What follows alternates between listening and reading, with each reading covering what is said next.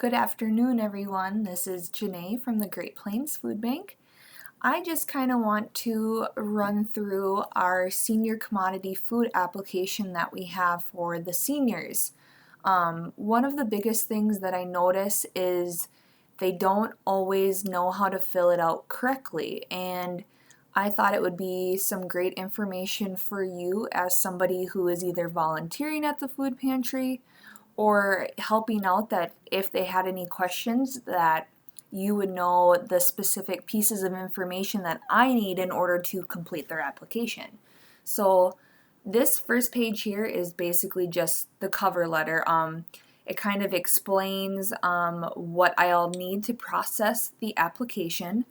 And then also here at the bottom, it talks about where you can return the application to. So it can be mailed back to me, it can be scanned, it can be emailed, it can be faxed, whatever is easiest for you. And it's easy for the clients to also see where they can send it back to as well. Most obviously mail it, but you as the food pantry, if you want to kind of step in and help them and get it to me faster if the distribution is coming up, that is fine with me too. So here is the first page of the application. Obviously making sure that their name, their address, the city, state, county, and telephone number are filled out. The home delivery and pickup, if you are the food pantry and you are in charge of helping with the senior commodities, it really doesn't matter what they end up picking out here. They can pick either home delivery or pickup, it doesn't matter, whatever you as the food pantry are able to do. Make sure they fill out this Hispanic or Latino section and obviously their race. For the household members, this includes the actual senior that's in the household as well. So whether they have one or need more spaces, just make sure that the amount of household members that they have, all of their name and date of births are all filled out, because that kind of goes into effect of how they would be approved for the program, since it is based on age and household size plus income. This part right here, it's whatever the client would like to choose.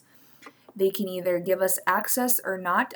There's no wrong or right choice for what they decide to pick. And then obviously making sure that their signature is here at the bottom and dated, and then I will sign and date as well once I receive it.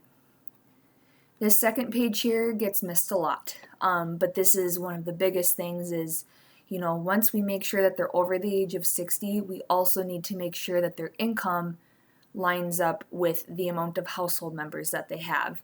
So it doesn't matter what any kind of income they receive that is monthly or bi-monthly, it needs to be recorded here. If they end up doing yearly, that's okay too, because I can always divide it by 12 to get the monthly amount. But make sure that the number of household members are all here, and make sure that any kind of income that they receive monthly or bi-monthly is recorded on this page. Don't have to total it if you don't want to. I can definitely do that myself. And then this section down here is basically just for me to fill out. This is where I have a little sheet that I received from the state just explaining how much they are able to make according to the number of people in their household. So I will fill out that portion right there. But biggest thing is making sure that all the household members are recorded on here, as well as the amount of income that they receive.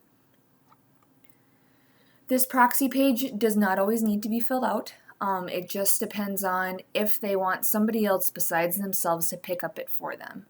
So whether it's a spouse or a child or neighbor or something, just make sure that they have this filled out, so then that gives that other person the ability to pick up for them. And then I will also include that information on the sign-in sheets that I would send to you.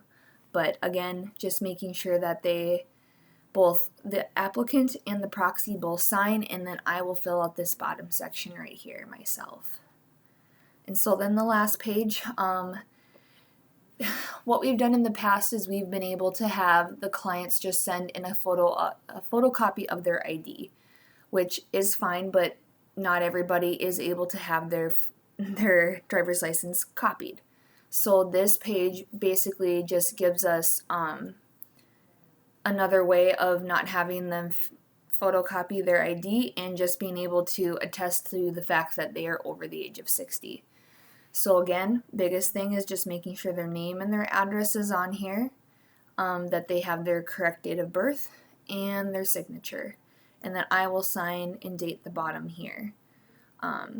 So that is basically the whole entire application. It's not very long, but it does happen a lot where they either, forget to put in their address, so then I don't know where to send it back to, or they don't list all of the household members on this page, or they forget to sign, and the biggest thing is a lot of them forget to put their income. And then once that happens, I have to either call them or mail back the application for them to fill it out or to get their correct amount of income, and then it just takes longer for them to get approved.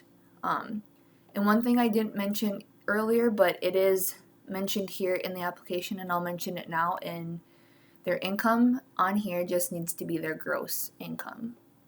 That's just one of the stipulations that the state has and that the USDA has when they are needing to fill out the application, is that it is their gross income.